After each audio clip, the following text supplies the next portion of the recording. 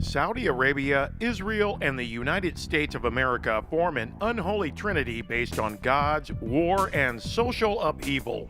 NBC News headline: An open secret. Saudi Arabia and Israel get cozy.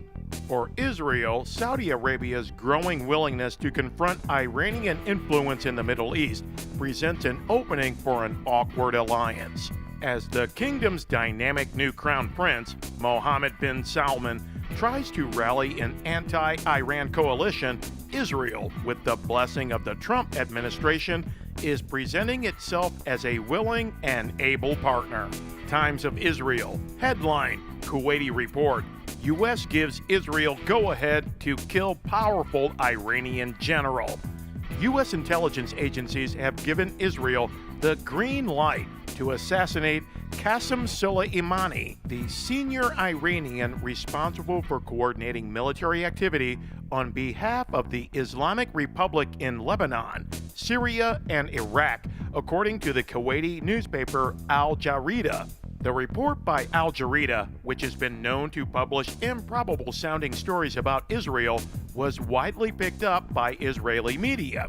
Today, the Trump and Netanyahu administrations see eye to eye on Iran. The two countries signed a joint memorandum of understanding, laying the groundwork for full cooperation to deal with Iran's nuclear drive, its missile programs, and its other threatening activities, an Israeli TV report said recently. Israel and Saudi Arabia have forged an awkward alliance against Iran. U.S. President Donald Trump and Israeli Prime Minister Benjamin Netanyahu see eye to eye on Iran.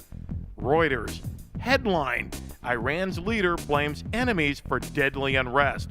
U.S. calls that nonsense. Iran's supreme leader accused the country's enemies on Tuesday of being behind days of street unrest as the death toll from anti-government demonstrations rose to 21. More than 450 protesters have been arrested in the capital in the last 3 days, Tehran's deputy provincial governor said, and hundreds of others were detained around the country. A judicial official said some could face the death penalty. In recent days, enemies of Iran used different tools, including cash, weapons, politics, and intelligence apparatus to create troubles for the Islamic Republic, said Supreme Leader Ayatollah Ali Khamenei in his first reaction to the unrest. Ali Shamkhani, Secretary of the Supreme National Security Council, said the United States, Britain, and Saudi Arabia were behind the riots. "We all know that's complete nonsense," said Nikki Haley, the U.S. ambassador to the United Nations. "The demonstrations are completely spontaneous."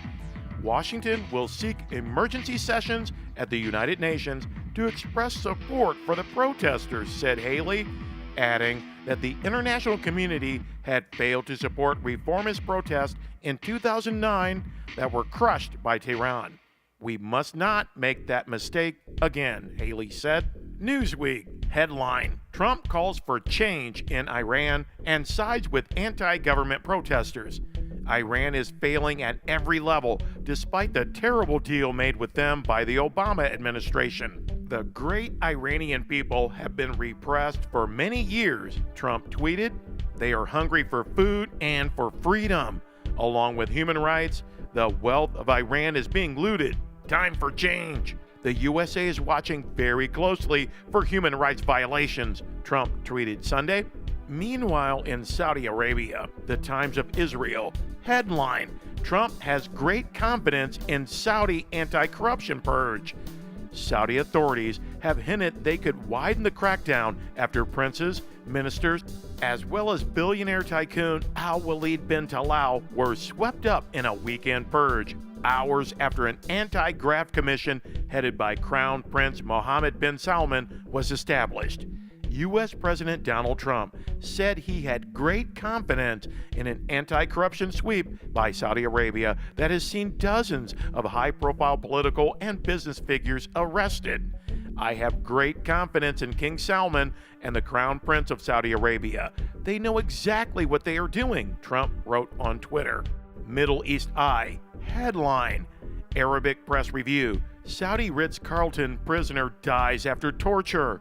One of the Saudi prisoners at the Ritz-Carlton has died under torture, according to London-based newspaper Al-Quds Al-Arabi. Major General Ali Al-Qahtani, who was detained in early November as part of an alleged anti-corruption drive, has been working in the Royal Guard forces.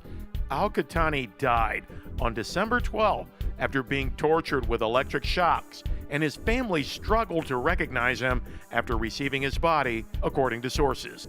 New York Daily News. Headline: Jailed Saudi royal Al-Walid bin Talal can buy freedom for $6 billion. The 62-year-old Syracuse University grad was among 11 princes and dozens of foreign ministers rounded up in November 2017 amid an investigation led by the kingdom's powerful Crown Prince Mohammed bin Salman. Al-Walid would only have to give up a third of his estimated $18.7 billion fortune to win his release from a makeshift prison at the posh Riyadh Ritz-Carlton.